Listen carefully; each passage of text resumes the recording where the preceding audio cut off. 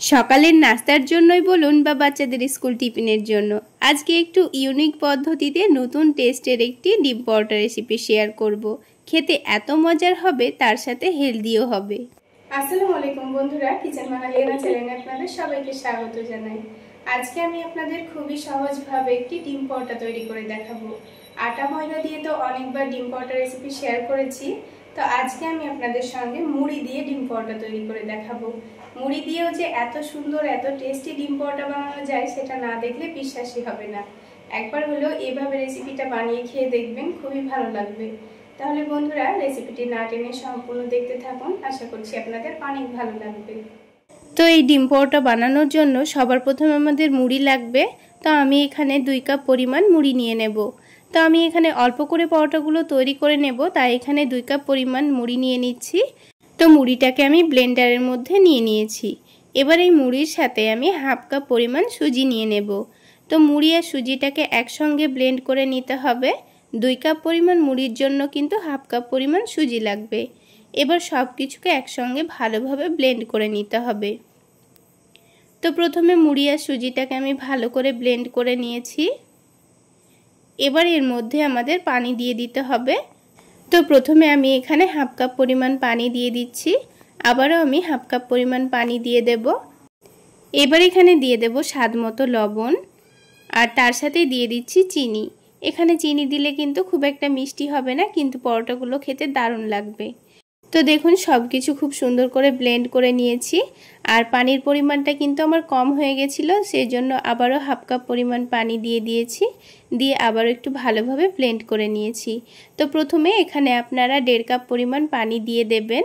আমার এখানে পানির পরিমাণটা কম হয়ে গেছিলো, সেই জন্য আমি আবারও দিয়ে ভালোভাবে ব্লেন্ড করে নিয়েছি। এবার এই ব্যাটারটাকে আমি একটা বাটির মধ্যে ঢেলে নিচ্ছি। আর দেখুন ব্যাটারটা কিন্তু অনেকটাই ঘন হয়েছিল, সেই জন্য আরও হাফ কাপ পানি ব্লেন্ডারের মধ্যে দিয়ে ভালোভাবে মিশিয়ে ব্যাটারের মধ্যে ঢেলে নিচ্ছি। এখানে কিন্তু আমার টোটাল 2 কাপ পরিমাণ পানি লেগেছে। এবার এখানে কিছু সবজি দিয়ে দেব। সেজন্য আমি অল্প একটু গাজর কুচি করে নিয়েছি, অল্প একটু ক্যাপসিকাম কুচি, আর অল্প একটু পেঁয়াজ কুচি, সাথে ঝালের জন্য কাঁচামরিচ কুচি করে দিয়ে দিয়েছি। আপনারা আপনাদের এখানে পছন্দ মতো সবজি দিয়ে দিতে পারেন। এবার তার সাথে একটা ডিম ভেঙেও দিয়ে দিচ্ছি। ডিমটা এখানে চাইলে আপনারা না দিতেও পারেন। এবার টেস্টটা বাড়িয়ে নেওয়ার জন্য অল্প করে একটু চাট মশলা দিয়ে দিয়েছি, আর তার সাথেই অল্প করে একটু ভাজা জিরা গুঁড়ো দিয়ে দিয়েছি, আর অল্প করে একটু কাশ্মীরি রেড চিলি পাউডার দিয়ে দিয়েছি, আর তার সাথে একটু বেশি করে ধনেপাতা কুচি দিয়ে দিচ্ছি। এতে করে পরোটাগুলো খেতে দারুণ লাগবে। ব্যাস, এখানে আর কোনো মশলা দেওয়ার দরকার নেই, এই মশলাতেই কিন্তু পরোটাগুলো খেতে দারুণ লাগবে। এবার সব কিছু একসঙ্গে ভালোভাবে মিশিয়ে নিয়েছি। এবার একটা চামচ দিয়ে ব্যাটারের কনসিস্টেন্সিটা আমি আপনাদের দেখিয়ে দিচ্ছি। আপনারা দেখলে নিশ্চয়ই বুঝতে পারবেন ব্যাটারটা কিন্তু খুব বেশি ঘনও নেই, আবার অনেকটা পাতলাও নেই। ঠিক এই রকম করে ব্যাটারটা রেডি করে নিতে হবে। এবার এই ব্যাটারটাকে আমি এখন এক সাইডে রেখে দেব, দিয়ে আরও একটা কাজ আমাদের রেডি করে নিতে হবে। তো একটা ছোট বাটির মধ্যে আমি 3টে ডিম ভেঙে নিচ্ছি।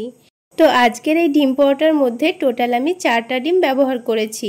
একটা ডিম ব্যাটারের মধ্যে দিয়েছি, আর 3টে ডিম এইভাবে ভেঙে নিয়েছি। এবার এই ডিমের মধ্যে স্বাদ মতো লবণ দিয়ে দিচ্ছি, তার সাথে দিয়ে দিচ্ছি কাশ্মীরি রেড চিলি পাউডার, আর তার সাথে অল্প করে একটু চাট মশলা দিয়ে দিচ্ছি। এতে করে পরোটাগুলোর টেস্টটা কিন্তু অনেকটাই বেড়ে যাবে। এবার ডিমগুলোকে একটু ভালো করে ফেটিয়ে নিতে হবে, যেন মশলাটা পুরো ডিমের সঙ্গে ভালোভাবে মিশে যায়। তো দেখুন ডিমটা আমি খুব ভালো করে মিশিয়ে এখন এক সাইডে রেখে দিচ্ছি। এবার আমি আপনাদের পরোটাগুলো তৈরি করে দেখিয়ে দিচ্ছি। তো পরোটাগুলো তৈরি করে নেওয়ার জন্য সবার প্রথমে প্যানের মধ্যে সামান্য একটু তেল দিয়ে তেলটাকে ভালো করে মুছে নিয়েছি। এতে করে পরোটাগুলো নিচে থেকে আটকে যাবে না। তো প্যানটাকে মুছে নেওয়ার পর প্যানটাকে একটু গরম করে নিয়ে এখানে 2 চামচ ব্যাটার দিয়ে দিয়েছি। তারপর চামচের সাহায্যে ব্যাটারটাকে একটু ভালো করে গোল করে রুটির শেপ দিয়ে নেব। তো আপনারা এখানে যত বড় করে পরোটাগুলো বানাতে চাচ্ছেন সেই অনুযায়ী ব্যাটার দিয়ে দেবেন। তারপর ওপরের দিকটা হালকা শুকিয়ে আসলে আমি চারিদিকে অল্প করে একটু তেল দিয়ে দিয়েছি। তারপর এখানে যে ডিমের মিশ্রণটা আমি রেডি করে রেখেছিলাম সেটাই 2 চামচ দিয়ে ভালো করে গোল করে ছড়িয়ে দিচ্ছি। তো এই পরোটার ওপর চারিদিকে গোল করে এইভাবে করে ছড়িয়ে দেব। তো অল্প একটু ডিমের মিশ্রণ নিয়ে চামচ দিয়ে এইভাবে করে চারিদিকে ছড়িয়ে দিলেই দেখবেন পুরো পরোটার মধ্যে খুব সুন্দর ছড়িয়ে যাচ্ছে। তারপর পরোটাটাকে উল্টে দেব। তো ঠিক একইভাবে আবারও ডিমের মিশ্রণ এই দিকেও লাগিয়ে দিতে হবে। তো আবারও 2 চামচ মতো ডিমের মিশ্রণ নিয়ে ঠিক একইভাবে চামচ দিয়ে চারিদিকে ছড়িয়ে দেব। আর পরোটাগুলোকে গ্যাসের ফ্লেমটা মিডিয়াম টু লোতে রেখে ভেজে নেওয়ার চেষ্টা করবেন, তাহলে দেখবেন পরোটাগুলো কিন্তু খুব সুন্দর তৈরি হচ্ছে। এই পরোটার ভেতরে একটুও কাঁচা ভাব মনে হবে না, আর বুঝতেই পারবেন না পরোটাগুলো মুড়ি দিয়ে তৈরি করেছেন।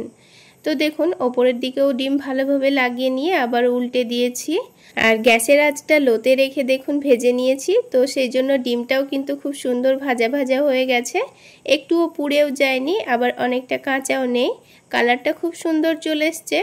তো উল্টে পাল্টে ভেজে নেওয়ার পর এবার আমি পরোটাটাকে তুলে নেব। তো দেখুন একটা পরোটা কিন্তু আমাদের তৈরি করা হয়ে গেল। তো আপনাদের বোঝার সুবিধার জন্য আমি আরও একটি পরোটা আপনাদের তৈরি করে দেখিয়ে দিচ্ছি। তো আরও একটি পরোটা ভাজার জন্য কিন্তু প্যানটাকে একটু মুছে পরিষ্কার করে নিয়েছি, তারপর অল্প করে একটু তেল দিয়ে দিয়েছি। তো আপনারা দেখতেই পেলেন পরোটাগুলো ভাজতে কিন্তু খুব বেশি তেলেরও প্রয়োজন হয় না, কত অল্প তেলে পরোটাগুলো খুব সুন্দর ভাজা হয়ে যায়। তো আরও 2 চামচ ব্যাটার দিয়ে দিয়েছি, তারপর উপরের দিকটা শুকিয়ে আসলেই অল্প করে একটু তেল দিয়ে দিয়েছি। তারপর ঠিক একইভাবে 2 চামচ ডিমের মিশ্রণটা দিয়ে এই পরোটার পুরো চারিদিকে আমি লাগিয়ে দিয়েছি। তারপর উল্টে দিয়ে অপর দিকেও ডিমের মিশ্রণটা খুব ভালোভাবে লাগিয়ে দেব। এইভাবে ওপর থেকে একটু ডিমের মিশ্রণ লাগিয়ে পরোটাগুলো ভেজে নিলে দেখবেন পরোটাগুলো কিন্তু দারুণ লাগবে খেতে।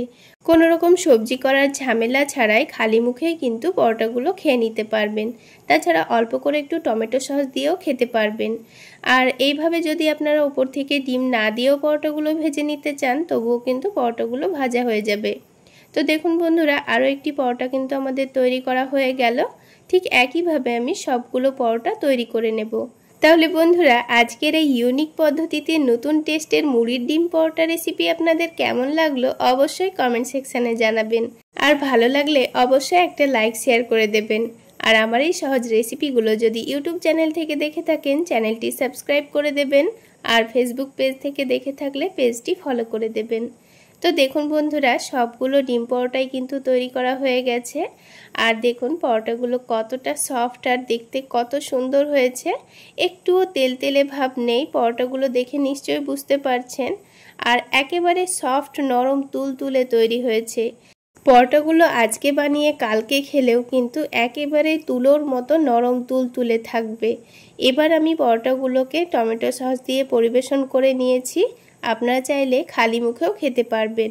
এবার একটা পরোটা আমি আপনাদের ছিঁড়ে দেখিয়ে দিচ্ছি, দেখুন কতটা সফট নরম তুলতুলে হয়েছে, একেবারে নরম তুলতুলে, মুখে দিলেই মিশে যাবে। তাহলে বন্ধুরা, আজকে এই পর্যন্তই। সকলে অনেক বেশি ভালো থাকবেন, সুস্থ থাকবেন। দেখা হচ্ছে আরও একটি নতুন রেসিপি নিয়ে নেক্সট এপিসোডে।